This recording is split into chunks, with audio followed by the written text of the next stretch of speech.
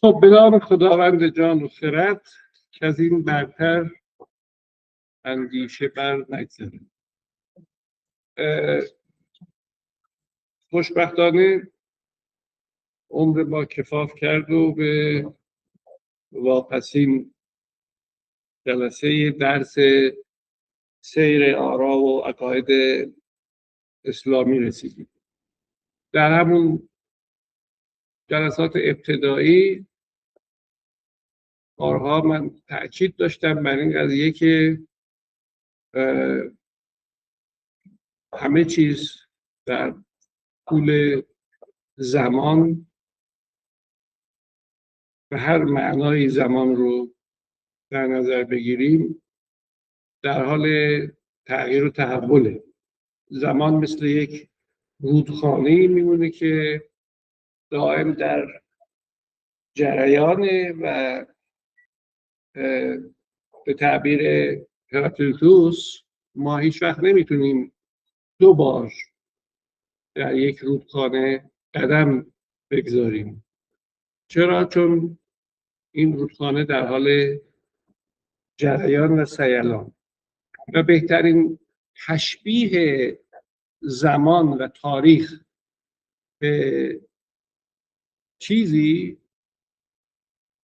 یا بهترین نوع استعاری سخن گفتن درباره زمان و تاریخ همین استعاره رودخانه است. رودخانه‌ای که از حرکت باز نمیسته و دائم در سیلان و جریانه و تابع اهوا و امیال و خواسته های ما انسان ها نیست. اون راه خودش رو پیش میگیره و به هیچ قومی، هیچ فردی، هیچ انسانی هیچ اعتنایی نداره. این رو چندین بار به تلویح و به تصریح در آغازین جلسات این دوره عرض کرده بود. چرا به اون مسئله تأکید ورزیدم؟ به خاطر اینکه همونطور که از اسم درس ما برمیاد ما داریم درباره یک سیر صحبت میکنیم. سیر ابتدای عنوان درس ما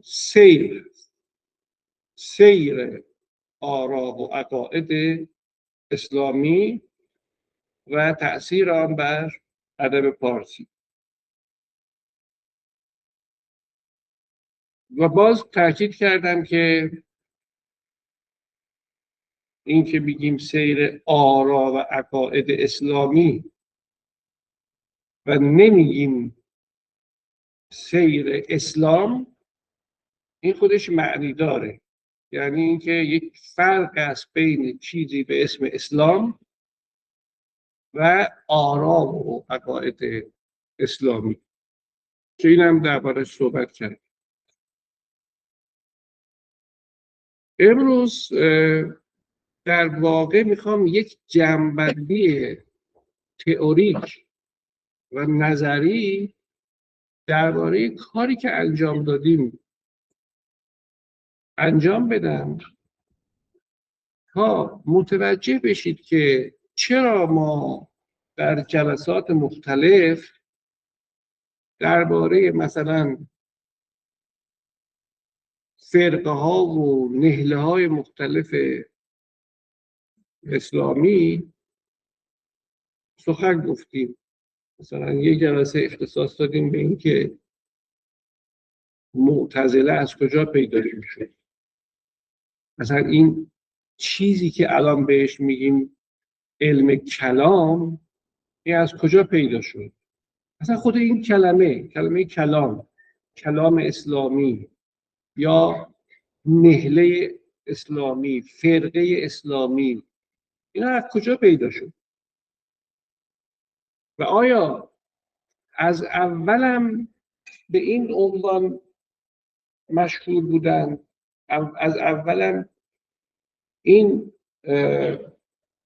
اصطلاحات بین مردم رایج بود و شناخته شده بود یا نه بعدها این عناوین و این اصطلاحات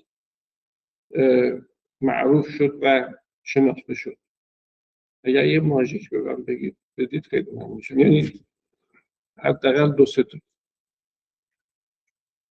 و این که اصلا چه فایده ای داره که ما بشینیم یه ترم وقت بذاریم بدونیم که معتزله کیا بودن، اشاعره کیا بودن، چی میگفتن، شیعه چجور پدید اومد، اسماعیلی چی میگفتن، بعدها شیخیه و بابیه و اخباریه و اصولیون و بعد تا رسیدیم به دوران جدید جریان نواندیشی دینی یا روشنفکری دینی و جریان روشنفکری غیر دینی و چهره‌های و فیگورهای متعدد این نهله‌ها. خب برای چی اینا رو ما خوندیم؟ و از اون مهمتر، آیا واقعاً ما چیزایی که الان میدونیم یا توهم میکنیم که میدونیم درباره مثلا خوارج یا مثلا واقعه کربلا یا فیگورهایی مثل واصل ابن عطا، نمیدونم حسن بصری، احمد ابن حنبل، علی ابن ابی طالب، عثمان رضی الله عنهم یا خلیفه اول، خلیفه دوم، ما اون چیزایی که میدونیم یا فکر میکنیم که میدونیم چقدر با واقعیت انطباق داره از پس 1400 سال؟ و از اون مهمتر اصلا واقعیت یعنی چی؟ و همه این مباحث رو اگر جمع بزنید زیر یک دیسیپلین، زیر یک چارچوب بخواید قرار بدید، اسمش میشه تاریخ. یعنی چی؟ یعنی ما در طول این ترم، در این کلاس، با عنوان سیر آرا و عقاید اسلامی، کاری که کردیم اسمش تاریخ نگاری یا تاریخ خواندن یا مطالعه تاریخی. وقت اگر شما این کار رو جدی گرفته باشید که فکر میکنم گرفتید، نخستین سوالی که از خودتون باید بپرسید اینه که آیا تاریخ یک علمه؟ علم به معنای این که یک دیسیپلینیه، یک مجموعه ای از آگاهی هاست که موضوعی داره، یعنی سابجکت داره، بعد روشی داره یعنی متدولوژی داره و غایت داره یعنی هدفی داره. علم این میگن دیگه. موضوع علم تاریخ چیه؟ روش علم تاریخ چیه؟ و غایت علم تاریخ چیه؟ برای اینکه شما دقیق‌تر متوجه عرض من بشید، بذارید یک مثال بزنم. مثلا فرض کنیم که علم فیزیک یا شیمی یا ریاضی یا هر علم دیگی یک مجموعه است از آگاهی‌های انباشته که تحت ضبط یک دیسیپلین یعنی نظم، یعنی قاعده، تحت ضبط یک دیسیپلینی این آگاهی‌های انباشته در فایل‌های مختلف، در جایگاه‌های مختلف، در پازل‌های مختلف جای خودشون رو پیدا کردن گزاره هاشون و موضوع مثلا علم فیزیک روابط بین اشیاست، از نظر جرم، از نظر گراویتی یعنی چگالی، از نظر سرعت، از نظر شتاب و سختی و سفتی و نرمی و الی آخر. این میشه علم فیزیک، موضوع علم فیزیک. روشش چیه؟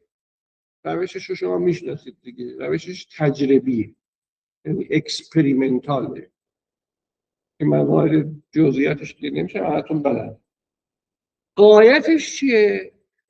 خب علم فیزیک یکی از غایتاش اینه که اصلا خود دانایی، خود این که ما بدانیم که چه خبر اطرافمون ارزش داره، ولی یک ارزش دیگه ای هم داره، اونم اینه که علم فیزیک کمک میکنه به علوم دیگه. یعنی علم فیزیک علم پایه است ولی به علوم مصرف کننده ای مثل فرض بفرمایید که تکنولوژی های ساخت ماشین بخار یا دیزل یا نمیدونم ماشین بنزینی یا موشک یا هواپیما کمک میکنه. یعنی اگر فرض بفرمایید که علم فیزیک مثلا نیوتنی نبود، دیروز تو کلاس شما بحث کردیم، چیزی الان به عنوان هواپیما وجود نداشت، چیزی به عنوان اتومبیل خودرو وجود نداشت. ما بر اساس همین الان بعد از 300-400 سال بر اساس قواعد و قوانین فیزیک نیوتنی و بعدها فیزیک اینشتینی همین الان من نشستم اینجا و صدای من ضبط میشه، شما هم دارم میبینم، بعد اینجا برم بیرون سوار ماشین میشم میرم و فردا اگه بخوام برم مثلا فرانکفورت سوار هواپیما میشم به راحتی میرم. این غایت یا هدف چیه؟ علم فیزیک. آیا به این معنایی که گفتم، یعنی موضوع داشتن، متدولوژی داشتن، روش داشتن و غایت داشتن، تاریخ هم همچین چیزیه؟ تاریخ هم یک علمه که موضوع داره و روش داره و غایت داره. یعنی ما کاری که در این چند جلسه درباره سیر آرا و عقاید اسلامی کردیم شبیه کاریه که یک فیزیکدان کرده، اومده درباره یک بخشی از فیزیک موضوعی رو مطرح کرده با یک روشی و بعد دنبال یک غایتی بوده.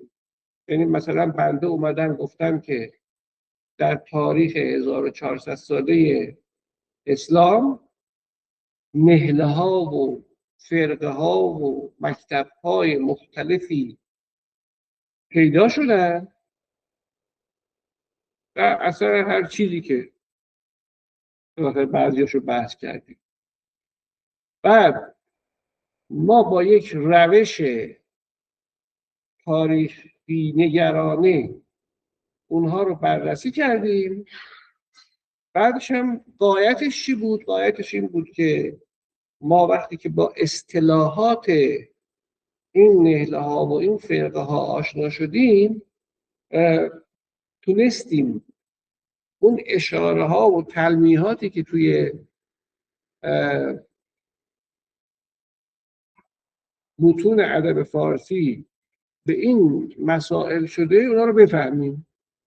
مثلا فرض فرمایید که شما اگر فلسفه ارسطویی ندونید، خب میایید میرسید به یک بیت مثنوی که میگه که نه عقل اول راند بر عقل دوم، عقل اول راند بر عقل دوم ماهی از سر گنده گردد نیز دم. شما فرض کنید تو کلاس مثنوی هستید و استادتون چیزی درباره طبیعیات ارسطو نمیدونه، چیزی درباره الهیات ارسطویی نمیدونه، متافیزیک ارسطو رو نخونده، با نخستین فیلسوفان یونان هیچ آشنایی نداره، فلسفه نوافلاطونی رو کلا تعطیل نخونده، بعد میخواد این بیت رو چیکار کنه؟ تفسیر کنه. اگر خیلی آدم با وجدانی باشه میگه که والا من نفهمیدم جناب مولانا چی گفت و رد میشه. من اتفاقا اکثر این شروح مثنوی رو دیدم، این بیت رو نتونستم تحلیل کنم. دلیلش هم اینه که فکر کردن که ادبیات یعنی این که فقط بشینی متن بخونی، لغت معنی کنی، بشی ادیب، فاضل نهریر، استاد مسلم، براتم بزرگداشت بگیرم. یا تو همون نینامه، تو همون ابتدای مثنوی شما مثلا میخونید که آن خیالاتی که دام اولیاست عکس مهرویان بستان خداست. آن خیالاتی که دام اولیاست عکس مهرویان بستان خداست. خب اینو اگر کسی مفهوم خیال در فلسفه اسلامی رو نفهمه، یعنی فلسفه ندونه، مطلقا نمیتونه بفهمه این بیت چی گفته، مخصوصا مصرع دومش. و شما الان میتونید سرچ کنید، برید ذیل همین بیت مثنوی ببینید که شارحان مثنوی چی گفتن دربارش. اولا باسوادهاشون 5-6 صفحه حداقل درباره این بیت گفتن، تازه باسوادهاشون.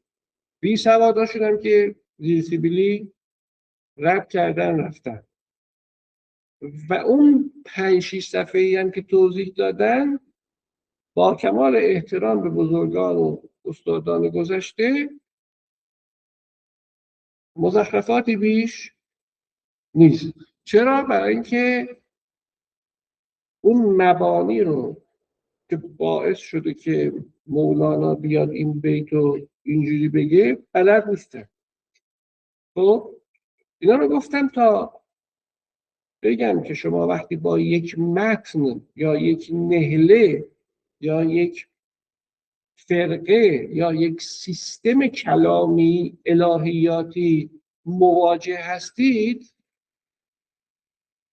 فقط با اون متن مواجه نیستید، فقط با اون بیت و پاراگراف مواجه نیستید. شما با یک دنیا، یک دنیا فرهنگ، داده های فکری، فلسفی، عرفانی، دینی و طرفید که اگر احاطه نداشته باشید، حتی احاطه نسبی به اون پیشینه، تقریبا چیزی نمیفهم. یک. حالا بیایم سر تاریخ. حالا کاری به بحث فلسفی نداریم. تاریخ یعنی چی؟ تاریخ یعنی زمان دیگه.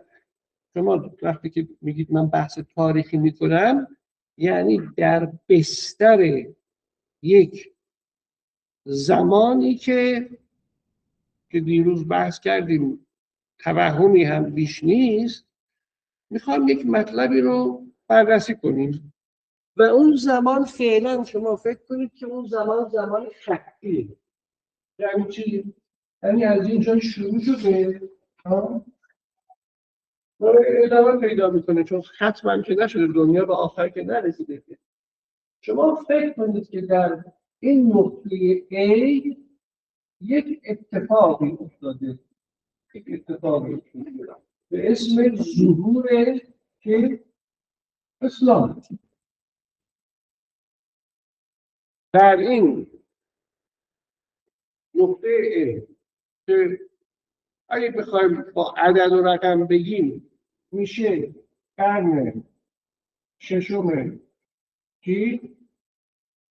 میلادی یا قرن اول هجری.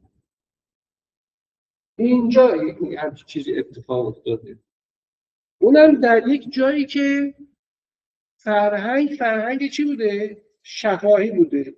یعنی تعداد کسایی که خواندن نوشتن بلد بودن در این نقطه در اون شهر، در اون منطقه، به تعداد شاید انگشتان 2 دست بوده مثلا. تازه نوع فرهنگشون هم طوری بوده که نوشتن رو عار میدونستن. شاید باورتون نشه، حفظ کردن براشون مهم بوده و هر سالم توی مکه یک به تعبیر امروزی ها فستیوالی برگزار میشد، بهش میگفتن بازار عکاس.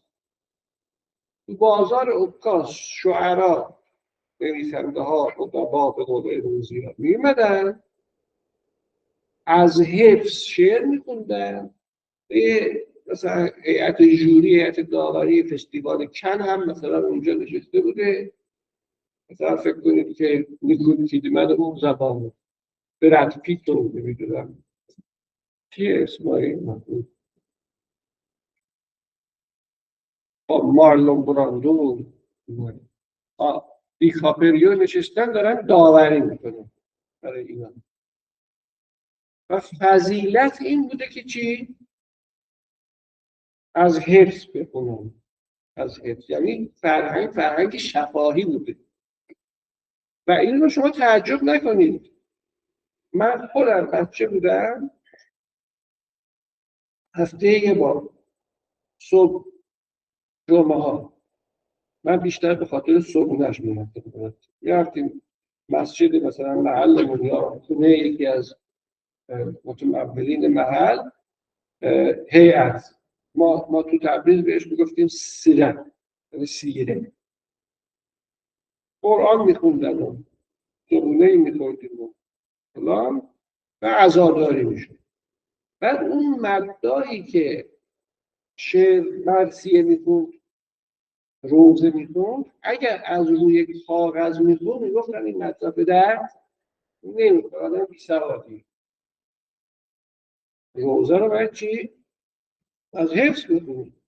این فرهنگ شفاهی بود. شما فکر کنید اینجا و این سال، حالا تازه نمیگیریم واقعا هم این سال بوده یا نه، حالا بعد هم بگیریم، یه اتفاقی افتاده کسی هم نبوده بنویسه ثبت کنه، چون آرشون میومد میگفتن باید حفظ کنه. و حافظه انسان هم که یک کامپیوتر یا رمه کامپیوتر کوانتومی که نیست که حافظه انسان کار کنه، اشتباه میکنه دیگه. و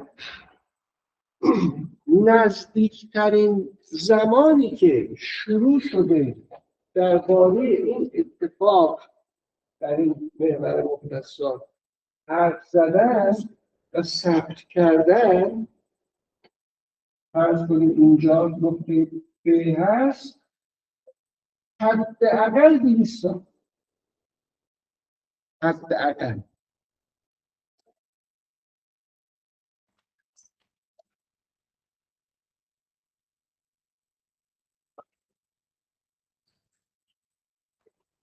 خب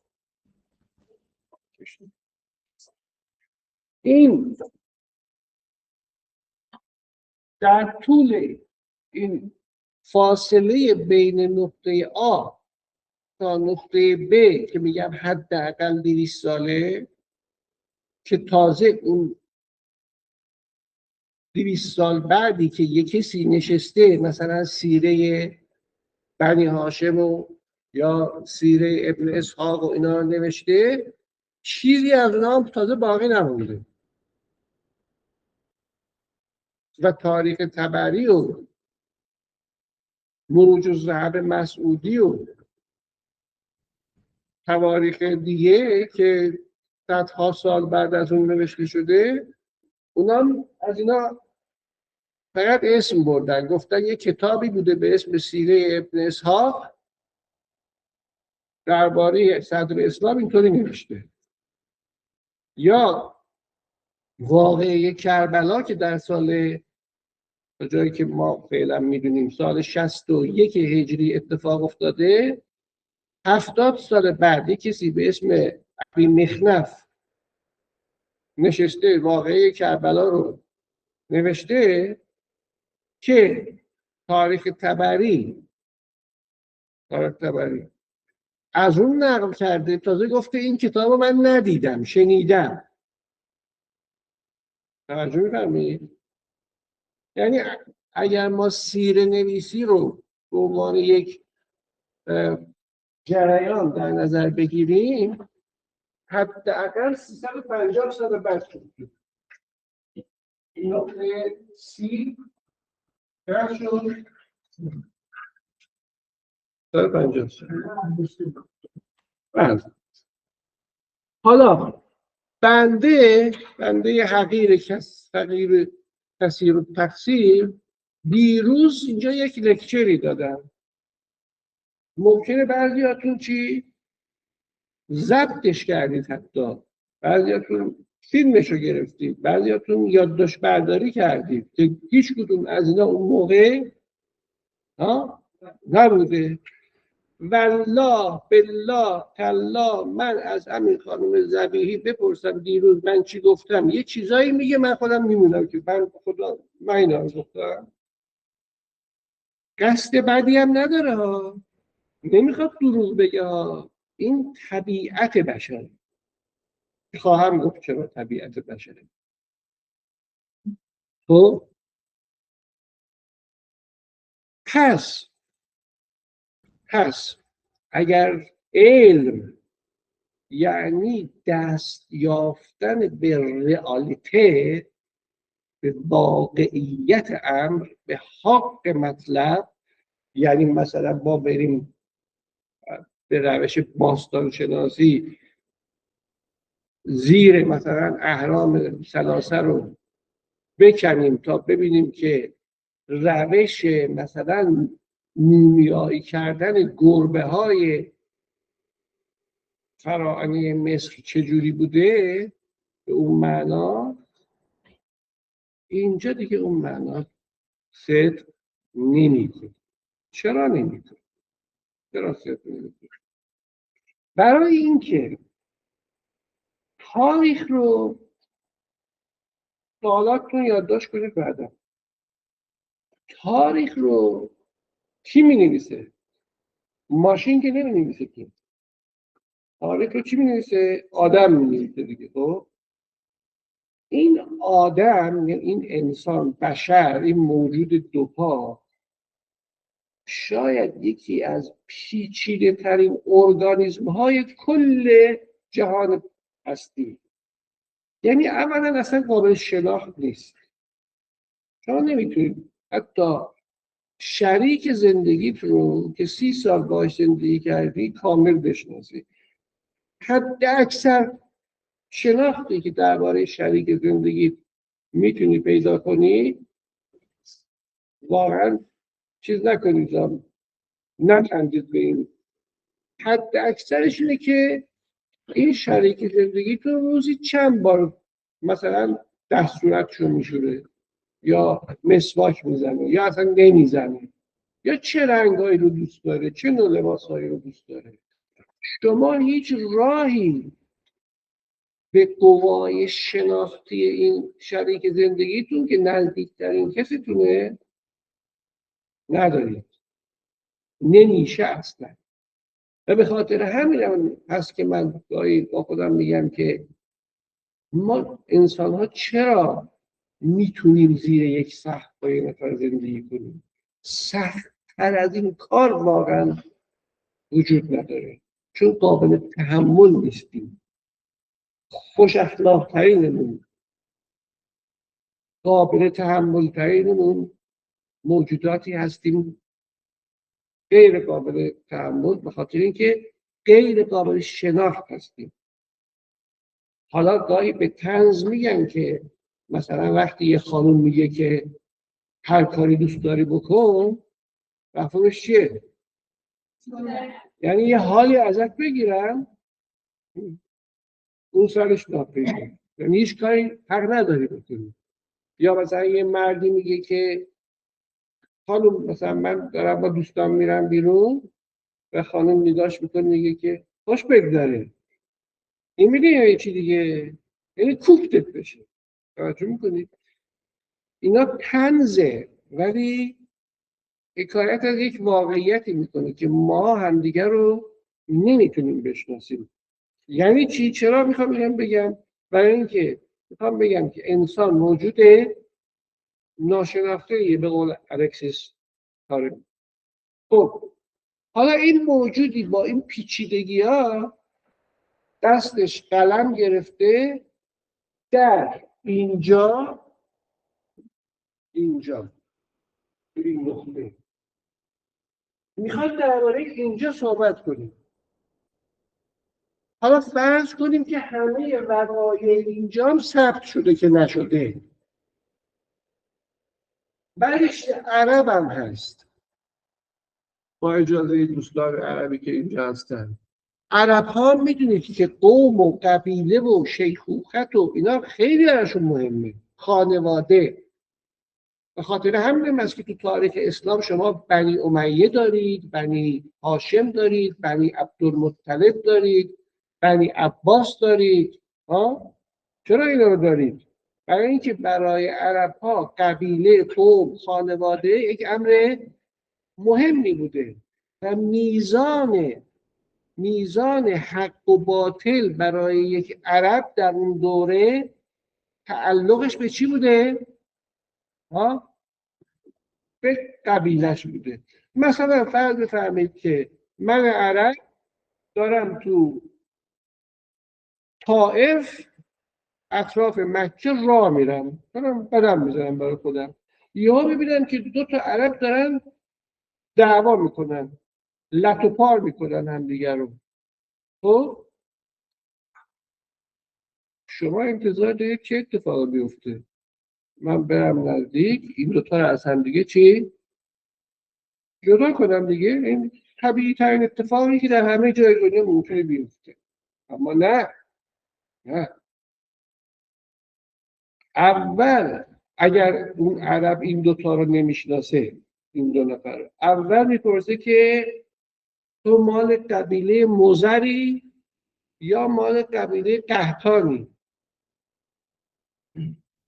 این میگه من قحطانی ام، اون یکی میگه من مزری ام. من کیم؟ منم مزری ام. من نمیپرسم که شما سر چی دارید دعوا میکنید، اصلا مهم نیست برام. مهم چیه؟ مهم اینه که هم قبیله منو دارن میزنن و من میرم شمشیر میکشم مثلا اون قحطانی ها رو میذارم میکشم.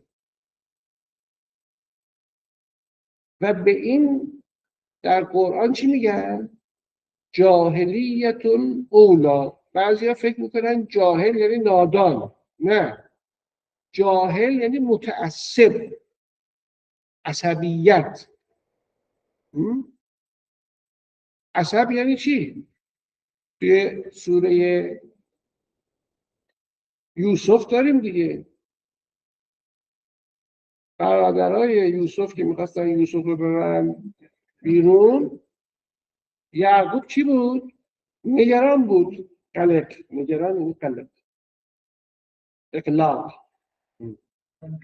انا قلق لكما في اسبوع ماضي اين كنتما.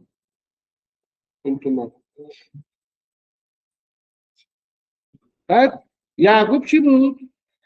قلق بود، نگران بود. اون برادر بزرگی چی گفت؟ گفت که برای چی نگرانی؟ نحن عصبتون. عصبه یعنی چی؟ ما یک باندیم، گنجیم، گنگستریم به قول انگلیسی ها. عصبیت یعنی چی؟ یعنی باندبازی، گنگ بازی. فلانی گنگش بالاست. یعنی چی؟ همین دیگه. خب حالا این کسی که اومده در اینجا از پس 200 سال داره درباره یک کسی که ادعای پیغمبری کرده و از قبیله قریشه و از طایفه بنی هاشم نوه عبدالمطلبه، خب ادعای پیغمبری کرده دیگه. میدونید که در عربستان هم ادعای پیامبری کردن یک چی بود؟ مد بود. متنبی زیاد داشتیم در عربستان. منتها خب کار حضرت رسول صلوات الله علیه گرفت، بقیه متنبی ها رو کنار زد. بقیه کسایی که ادعای پیامبری میکردن. خب هر قبیله‌ای افتخار میکرد که مثلا متنبیه یا اون نبیه از اون قبیله است، یا کلیددار کعبه از اون قبیله است، یا مسئول چاه زمزم از اون قبیله است، یا پذیرای حجاجی که هر سال میمدن مکه از اون قبیله است. اینا افتخار بود. عصبیت جاهلی یعنی همین دیگه. حالا کسی که میخواد تاریخ اینجا رو بنویسه، از قضای روزگار یکی از نوادگان امیه است. از قضای روزگار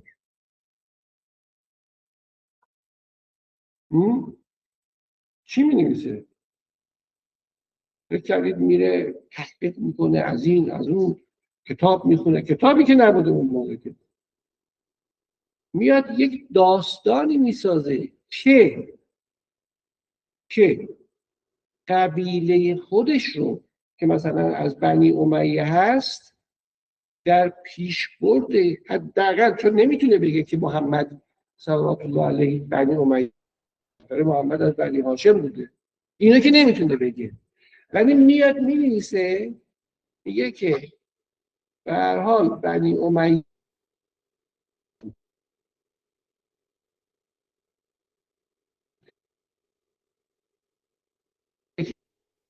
تو پیش‌فرض‌ها و پیش زمینه‌های ذهنی خودش رو رها کنه، علائق خودش رو رها کنه، عصبیت خودش رو در دوره جاهلی رها کنه. بالاخره تأثیر میذاره روی این قضیه. حالا راست و دروغش کار نداریم و اصلا فکر نکنید که این میخواد دروغ بگه. این اصلا قلمش اینجوری میره بگه که اگر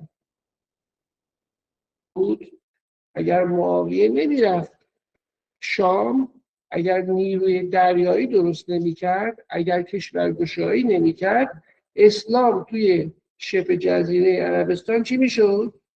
خفه میشد، تموم شد، میرن. مثل هزاران دینی که اونجا ظهور کرده و از بین رفته. خب من یه چیز کوچولو رو دارم بهتون میگم. حالا شما فکر کنید که اون آقا، اون خانوم نوشت همچین چیزایی، بیس شد، پایه شد برای تاریخ اسلام. مثلا 50 صفحه 100 صفحه مطلب نوشت درباره تاریخ اسلام. مثلا سیره ابن اسحاق نوشت، سیره بنی هاشم نوشت، هر چی. یک کسی دیگه 150 سال بعد اومده میخواد چیکار کنه؟ تحقیق کنه، نمیدونم یک تاریخ جدید بنویسه، چون تاریخ رو هی باید چی؟ بازسازی کرد دیگه، هی باید دوباره نوشت. شما همین الان درباره تاریخ ایران بخواید کتاب بخونید، حداقل 100 عنوان کتاب هست. در زمانهای مختلف یا حتی همزمان با هم نوشته شده. واقعیت یکیه. این کتاب برای چیه؟ یه نفر یه بار میشینه مثلا تاریخ کمبریج از اسلام مینویسن، تمام میشه میگن این تاریخ. چرا دوباره مینویسن؟ هیچ فکر کردید به این قضیه؟ من به شما عرض میکنم که الان از نقطه آ الان سال چنده؟ 1404 درست؟ 1404 1400 سال گذشته تازه از هجرت پیامبر، با قبلش هم کار نداره. در مقاطع مختلف تا امروز چی شده؟ تاریخ نوشته شده، تاریخ اسلام نوشته شده، تاریخ فرقه های اسلامی نوشته شده، تاریخ حتی کتاب نوشته شده درباره ازدواج های سیاسی در صدر اسلام.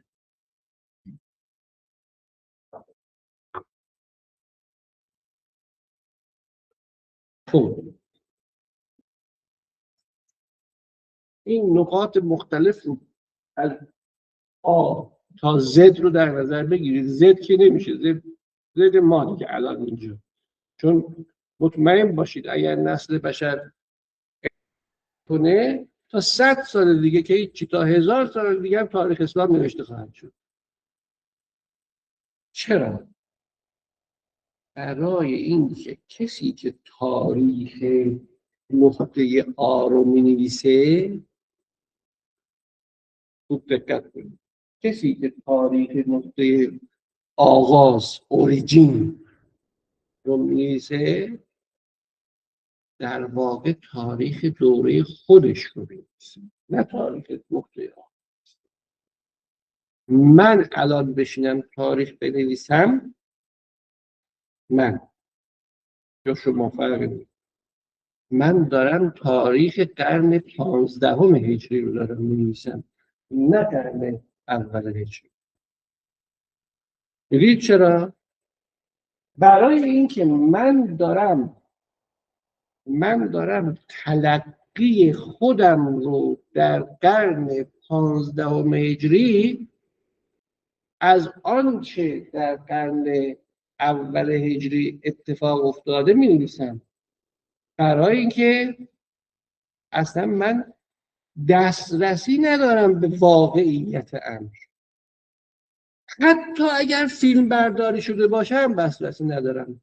میگید نه، یه مثال براتون بزنم. شما هیچ کدومتون سنتون اجازه نمیده که در 12 بهمن 1357 حضور داشته باشید. هیچ کدومتون تا جایی که من نگاه میکنم سنتون نمیرسه، من از همتون پیرترم. ولی من نشسته بودم پای تلویزیون داشتم نگاه میکردم.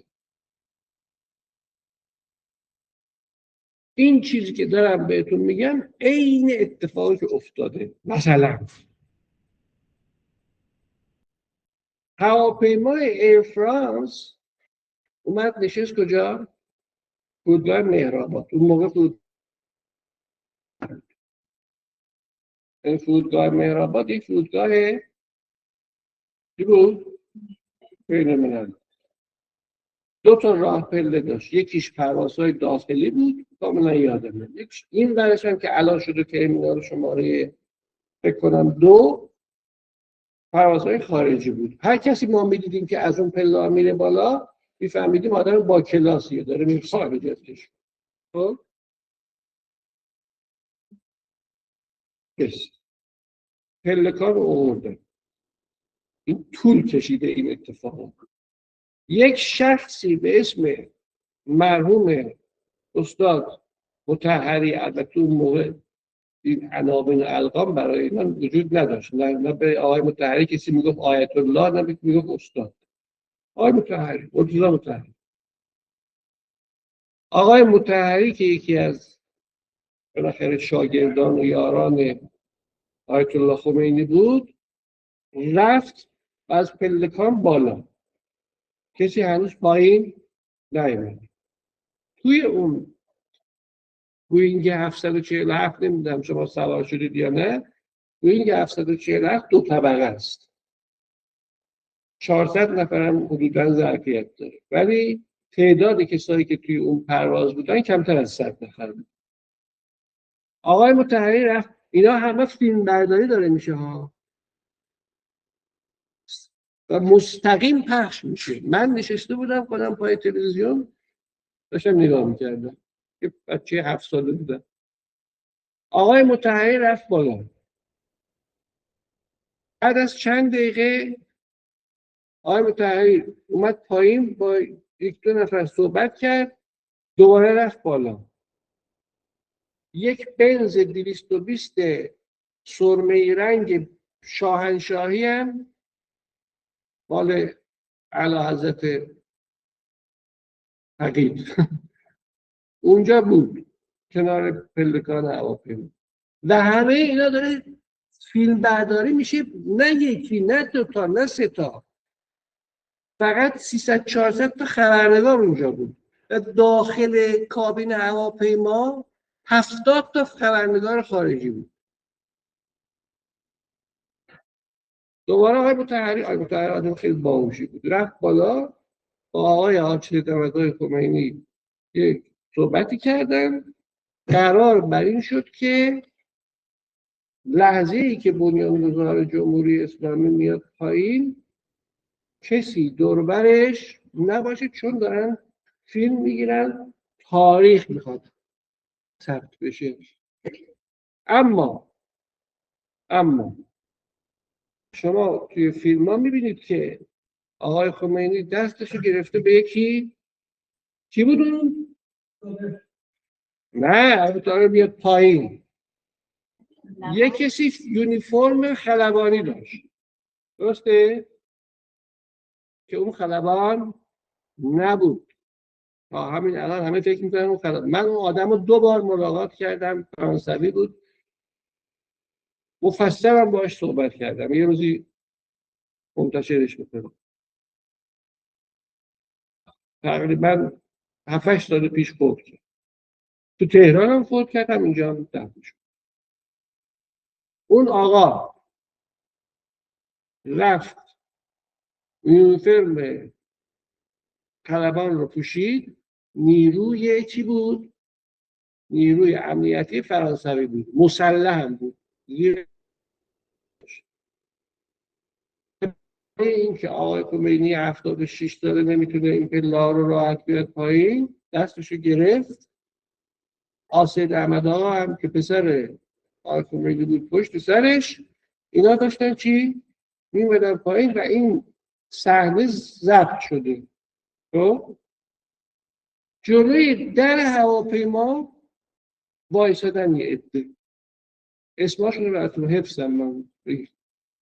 آقای قطب‌زاده، آقای یزدی، صادق طباطبایی، برادر خانم آسد احمدآقای خمینی و خواهرزاده امام موسی صدر صادق طباطبایی، بنی صدر، لاهوتی. و هر سال بعد از انقلاب که میخواستن این به مناسبت دهه فجر این تصویر رو نشون بدن، یک کدوم از اونها رو چی؟ حذف کردن. آخر سر هیچ کی دیگه نموند، چون همه کسایی که اینجا وایساده بودن یا کشته شدن یا تبعید شدن یا زندانی شد، بالاخره یه بلای سرشون اومد. و امروز شمایی که اون موقع نبودی، با اینکه اون موقع تلویزیون بود و فیلم برداری بود و فلان، فکر میکنید که این آدما که اسم میبرم دوباره، مرحوم دکتر یزدی، مرحوم قطب‌زاده، مرحوم بنی صدر، مرحوم آیت الله لاهوتی، مرحوم صادق طباطبایی، اینا از اول چی بودن؟ ضد انقلاب بودن، در حالی که اینا امام خمینی رو توی پاریس پذیرایی کردن و به دنیا معرفی کردن. اما چون بده و همه اینا چیکار کرده؟ حذف کرده. اینی که هنوز 50 سال نگذشته ازش، تلویزیون هست، فیلم برداری شده، عکس برداری شده، صدها خبرنگار از این صحنه عکس گرفتن، اینقدر تاریخ رو تو همین 50 سال عوض کردن. شما فکر کنید که 1400 سال پیش نمیتونن عوض کنن؟ نمیتونن؟ میتونن. نه به قصد دروغگویی. من نمیگم، هیچ کس متهم نمیکنم که خواسته دروغ بگه، حتی صدا و سیمای علیه ما علیه هم نمیگم میخواد دروغ بگه، ولی وقتی که مورخ یک گرایشی داره، یک گرایشی از طرفی هم هیچ مکتوبی، سند مکتوبی هم که نمونده از اینجا، از این ای، پس باید بپذیریم که مورخی که در نقطه B، در نقطه C، در نقطه D داره تاریخ اسلام می‌نویسه، در واقع چیکار داره میکنه؟ داره تاریخ زمان خودش رو می‌نویسه. مورخ هر لحظه‌ای که شروع کرده به نوشتن تاریخ چیکار کرده؟ تاریخ ننوشته، تاریخ سال 370 رو نوشته، تاریخ 390 رو نوشته، تاریخ 1100 رو نوشته. یه مثال هم از تاریخ اسلام بزنم، ببخشید سرتون رو درد میارم، ولی اینا یادگاری بمونه براتون، چون مطالعه و تحقیق هستید. شما نگاه کنید، اتفاقی که سال 61 هجری در اول محرم، میدونید دیگه برای عرب ها فروردینشون که محرم اول ماه سالشون، سالش 10 محرم، چه اتفاقی افتاده؟ در کجا اتفاق افتاده؟ در سرزمینی به اسم کربلا که الان در کشور عراقه، یه چیزی حدود 100 نفر از نوادگان پیامبر رو و اصحابشون رو گیر انداختن، کشتن. درسته؟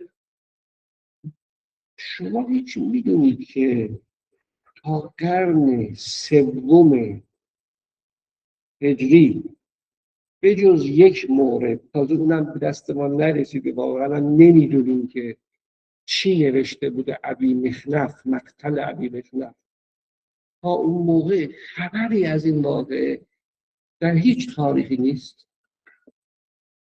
باورتون میشه؟ انگار نه انگار که همچین اتفاقی افتاد.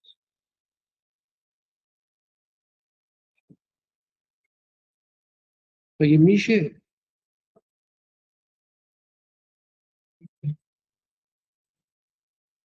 نواده پیغمبر رو که اون موقعی که داشتن سرش رو میبریدن، آقای شم رو داشت سر ابا عبدالله حسین رو میبرید، هنوز کسایی که دیده بودن که پیامبر این نوش رو بغل میکرد و میبوسید و اینا و چقدر دوستش داشت و اینا، زنده بودن هنوز.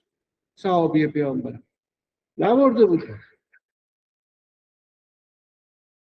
بعد یک سکوت عجیبی در حداقل 3 قرن بعد از این قضیه توی تاریخ میبینید. اولین بار تاریخ تبری اشاره میکنه با آب و تاب. تازه میگه منم از مقتل ابی مخنف نقل میکنم که اونم وجود نداره. ما چیزی دیگه الان کتابی به اسم مقتل ابی مخنف نداریم. خب از اون به بعد یواش یواش شروع میشه درباره واقعه کربلا تواریخ می‌نویسن. مثلا ابن شهرآشوب به کتاب 7 جلدی مفصل نوشته درباره امامان شیعه و به ویژه حضرت سید الشهدا و انقدر جزئیات اضافه شده توی تواریخ، آدم از خودش میپرسه که مثلا این ابن شهرآشوب نوشته که مثلا امام حسین رفت تو گوش ذوالجناح، یعنی اسبش یه چیزی گفت. آخه مرد حسابی کی اونجا بود که بشنوه؟ مگه تو نمیگی فقط امام حسین بود و ذوالجناح؟ تازه ذوالجناح مگه عربی بلده که امام حسین بره مثلا در گوشش یه چیزی بگه؟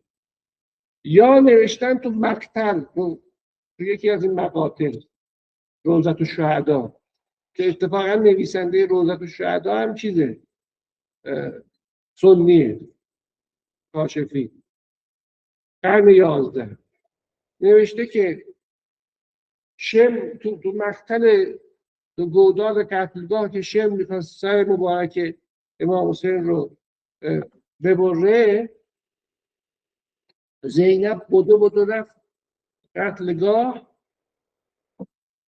که نذاره این کارو بکنه. البته قبلش کلی تیر و نمیدونم گرز و اینا زده بودن به وجود مبارک حضرت سید الشهدا، یعنی اون سرش هم نمیبرید از دنیا میرم. حالا کاری نداره. زینب بدو رفته، بعد این آقای شمشیرشو کشیده که سر حضرت سید الشهدا رو ببره. آقا من نمیخوام روزه بخونم احساسات شما رو تحریک کنم، ولی رگ آخوندی دارم، میدونم بلدم روزه بخونم، ولی فعلا نمیخوام روزه بخونم. بعد اینا رو با جزئیات نوشته ها تو روضة الشهدا. این روزه خوانی یعنی همین دیگه. خب شما میخوای جلوی یه نفر رو بگیری که با شمشیرش سر حضرت سید الشهدا یا هر کس دیگه رو ببره، چیکار میکنی؟ کجا رو میگیری؟ دستشو میگیری دیگه، بگی نه. بعد چون نویسنده روضة الشهدا خواسته که اشک بنده شما رو در بیاره، میگه حضرت زینب سلام الله علیها رفته تیغه شمشیر رو گرفته. شما فکر کن الان دستای من تیغه شمشیر نه، چاقوی آشپزخونه که نه، کارد میوه بری رو بگیرم اینجوری، چی میشه؟ لط و پار میشه دستم دیگه، دستی دیگه با من باقی نمیده. بعد شاعر شیعی هم یک قرن بعد از اون اومده شعر گفته، بخونم اشکتون در میاد، فقط یه مصرعش رو میخونم. او میکشید و من میکشیدم، از زبان حضرت زینب میگه. بقیه‌اش نمیخونم چون روزه میشه دیگه، وقت یه او میکشید و من شخصا یه عمر به خاطر این روزه گریه کردم.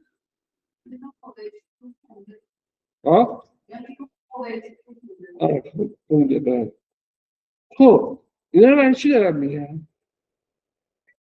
دارم میگم که وقتی ما داریم درباره نهله شیعه، نهله معتزله، نهله اشاعره صحبت میکنیم، یا هر واقعه تاریخی دیگه، ما درباره اون دوره صحبت نمیکنیم. درباره چه دوره‌ای صحبت میکنیم؟ گفتید دوره خودمون. من دارم در مورد الان حرف میزنم. یعنی چی الان؟ یعنی دارم تلقی و گزارش و فهم و درک و استنباط خودم رو درباره اون دوره می نویسم. حقیقتی وجود نداره این پسر. نه اینکه اون موقع یه اتفاقی نیفتاده، حتما که یه اتفاقی افتاده. باز یه چیزی بگم شاخ در بیاره. در همون قرن چهارم یک شخصی کتاب نوشته. اگه بخواید من تو گروه براتون که کتابشو براتون میفرستم، عربی البته دیگه باید عربی بلد باشید. میدونی چی نوشته؟ نوشته که واقعه کربلا بله اتفاق افتاده، منتها در زمان معاویه سال 45 هجری، نه زمان یزید. باورتون میشه؟ ما تا حالا فکر میکردیم کی کشته امام حسین؟ یزید. که همونش هم غلطه. مگه اون موقع تلفن وجود داشته که مثلا یزید تلفن کنه به عبیدالله ابن زیاد بگه من خبر دارم، چون ماهواره داشته دیگه، من خبر دارم که امام حسین از مکه حرکت کرده داره میاد کوفه، وسط راه بگیر و خفتش کنه بکشش. فاصله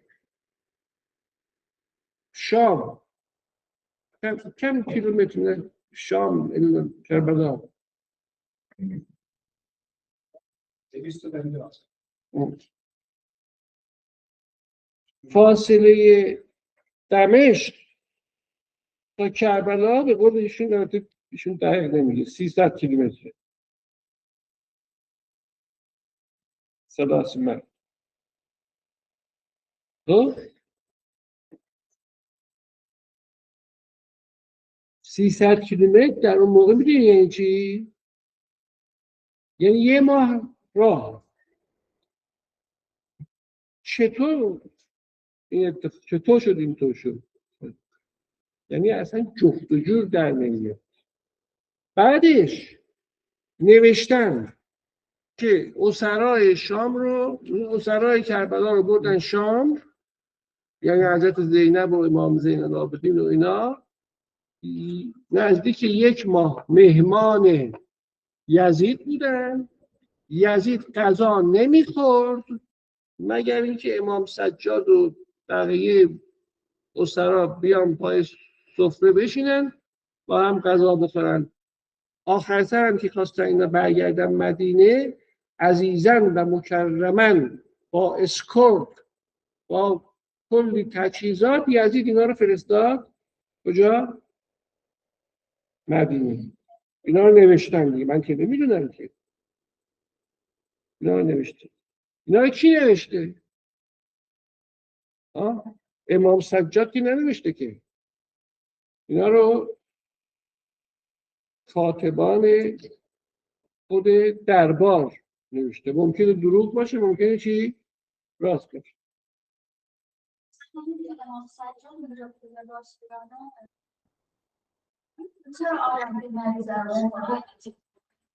میخوام بگم که تاریخ به اون معنایی که فیزیک و شیمی و اینا هست علم نیست. تاریخ داستانه.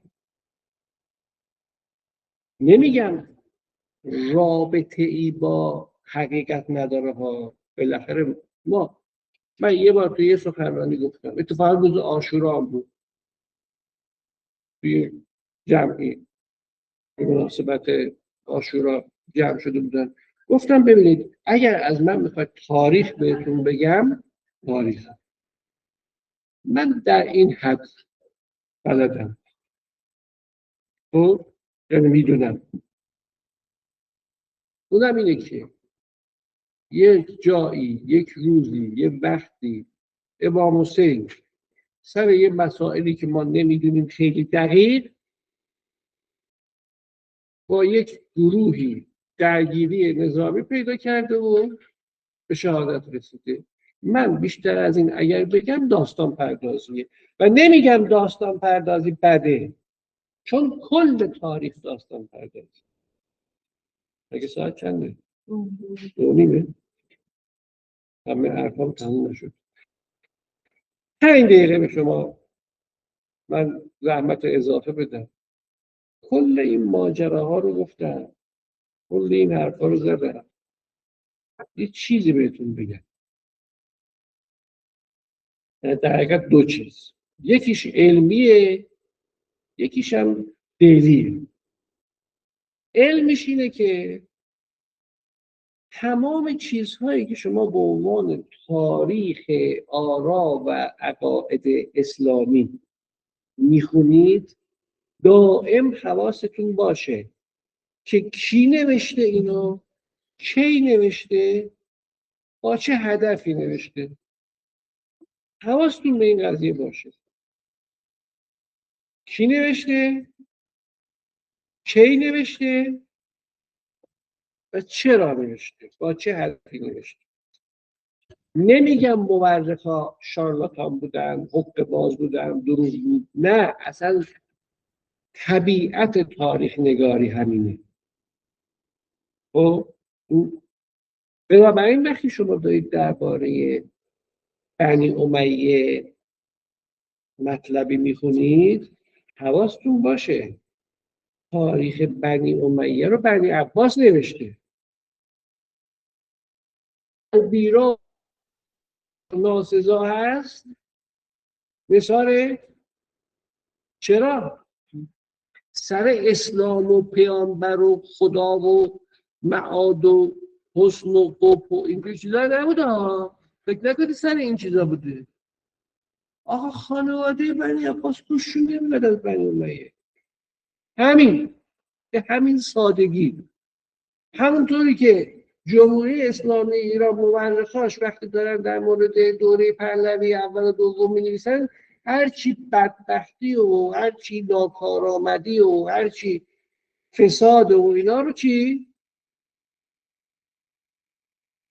در آقای رضا شاه و محمد رضا شاه میشکنن همه این کاسپوسه ها رو، در حالی که کل فساد به لحاظ ریالی و دلاریش، کل فساد 53 سال پدر و پسر رو جمع کنی یک چای دبش نمیشه. نه بابا چای دبش. خب زمان پهلوی ملعون هم به تعبیر روزنامه کیها هرچی تاریخ دوره قاجاره میگن ناصرالدین شاه علم بوده، مظفرالدین شاه دائم الخمر بوده، نمیدونم محمد شاه جلاد بوده، اینا هیچ کاری نکردن برای کشور و قاجاری هم درباره افشاریه و زندگی اینجوری فکر میکنه. پس حواستون باشه که چی کار دارید میکنید. یعنی چی؟ یعنی به لحاظ علمی باید با گزاره‌های تاریخی چجوری رفتار کنید؟ کریتیکال، سنجشگرانه، نقدی، انتقادی. همیشه یه علامت سوال گوشه ذهنتون باشه که اینی که داره میگه که مثلا معتزله عقلگرا بودن، اون کلمه عقل برای اون چه معنایی داشته؟ و مطمئناً کلمه عقل، کلمه جبر، کلمه اختیار که ما داریم میخونیم درباره اشاعره و معتزله، اون معنایی که ما الان داریم رو چی؟ اون موقع نداشته. اصلا همه چیز رو ول کنید، فقط بچسبید به عقل. عقلی که یه معتزلی یا اشعری دربارش صحبت میکنه هیچ ربطی به این کلمه عقل ریزنی که ما الان به کار میبریم نداره. دوچار آناکرونیزم نشید، یعنی دوچار زمان پریشی نشید. نگید که این چه دینیه که حقوق زنها رو رعایت نمی‌کرده. برای اینکه هم کلمه زن اون موقع اصلا معنایی نداشته یا حتی معنای امروز رو نداشته، هم کلمه حقوق اصلا حق معنایی نداشته برای بشر. و وقتی اونایی که تاریخ اسلام رو بکن، اونایی که میگن کتیبه منشور حقوق بشر کوروش، شنیدید دیگه، استوانه منشور حقوق بشر. من این کلمه رو هر بار میشنوم تو دلم میخنده.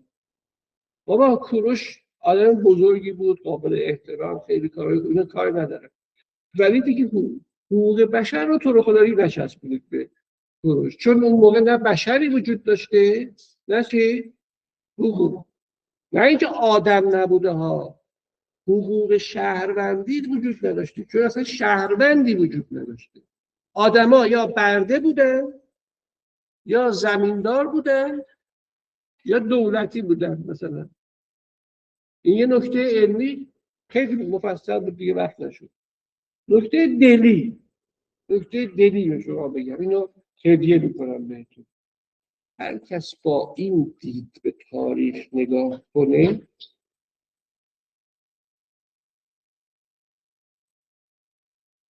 هرگز دیگه منم نمیکنه.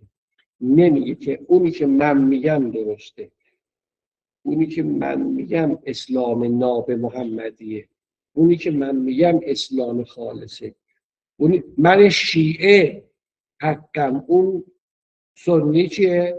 باطله.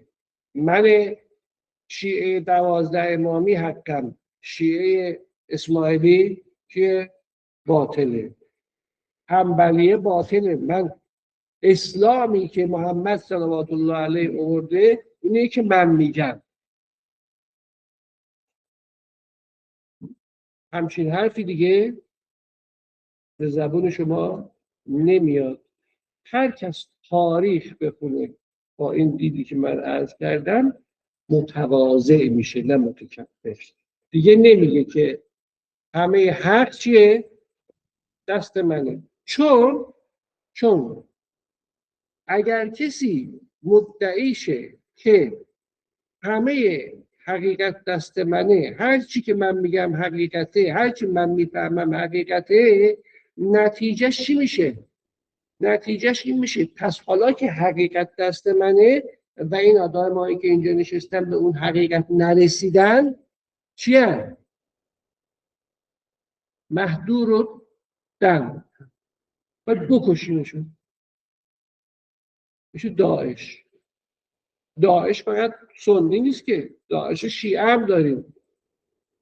اونایی که آخرین جمله‌ام باشه، اونایی که تو این 2-3 هفته گذشته درباره آقای دکتر سلیمانی اردستانی نمیدونم شنیدید ماجراشو یا نه، چه فوشایی دادن توی مجلس عزاداری سید الشهدا علیه السلام.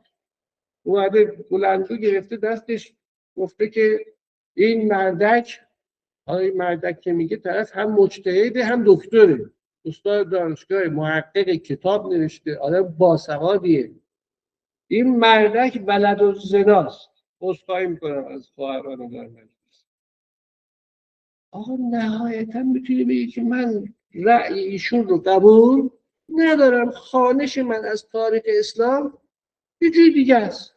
ولد الزنا برای چی؟ به مادرش چی کار داری تو؟ داعش اون نیست که مثلا توی موصل گردن میزنه و سنیه. من شیعه هم وقتی دارم میگن که فلانی ولد الزناست یعنی چی؟ فلانی از دین خارج شده یعنی چی؟ لازمه این حرف اینه که اگر دستشون برسه البته میکنن. آقای سلیمانی اردستانی رو بیارن اینجا مثلا گردنش رو بزنن. داعش فقط اونا نیستن که، منم داعشم. من هر وقت فکر کردم که همه حقیقت دست منه، چیه؟ منم داعشم. السلام علیکم و رحمت الله.